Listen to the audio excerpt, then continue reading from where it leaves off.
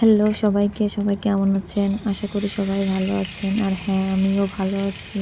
এই শীতে রান্না করা আমার একেবারেই ভালো লাগে না। কিন্তু খেতে হলে তো রান্না করতেই হবে, তাই না? তাই আমি যেটা রান্না করতে আমার মাত্র ২-৩ মিনিট সময় লাগছে। আজ আমি সেটাই রান্না করব। এখানে কয়েকটা চিংড়ি মাছ নিয়েছি। চিংড়ি মাছ একটু লবণ, হলুদ দিয়ে আমি একটু হালকা করে ভেজে রাখলাম। তারপরে ওই তেলে আমি দিয়ে দিলাম পেঁয়াজ বাটা, দিয়ে দিলাম রসুন বাটা, জিরা বাটা। তারপরে একটু নেড়ে চেড়ে এখানে দিয়ে দিলাম কয়েকটা ফল, দিয়ে দিচ্ছি দুটো দারচিনি, তারপরে দিয়ে দিচ্ছি মরিচের গুঁড়া, তারপরে দিয়ে দেবো হলুদের গুঁড়া, লবণ দিয়ে মশলাটা আরেকটু নেড়ে চেড়ে তারপরে আমি এখানে একটু পানি দিয়ে মশলাটাকে কষাবো।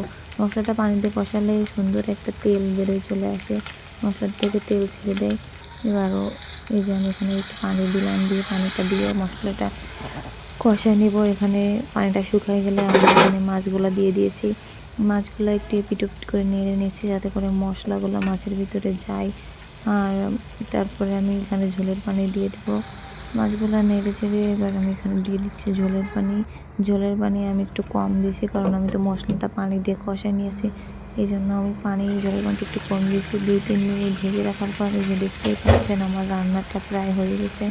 এবার আরেকটু নেড়ে চেড়ে আমি এখানে দিয়ে দেবো ২-৩টা কাঁচা লঙ্কা। কাঁচা লঙ্কা দিলে আমার খুবই ভালো লাগে, কাঁচা লঙ্কার ঘ্রাণটা। আর হ্যাঁ, আমি কিন্তু তেমন একটা রান্না করতে পারি না। কার কাছে কেমন লেগেছে অবশ্যই কমেন্টে জানাবেন। আমার রান্নাটা কে কোথা থেকে দেখছেন সেটাও কমেন্টে জানাবেন। সবাই ভালো থাকবেন। আজ এই পর্যন্ত। আল্লাহ হাফেজ।